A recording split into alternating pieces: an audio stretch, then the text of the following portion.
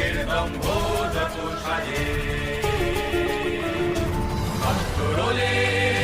তিলক জুড়ে অসুর যত বাজে সুরাসুর পালিনী তোলের মস্ত্র নিজের হস্তে শত্রু বাধার্থে সেনানায়িকার সাজে সেনানায়িকার সাজে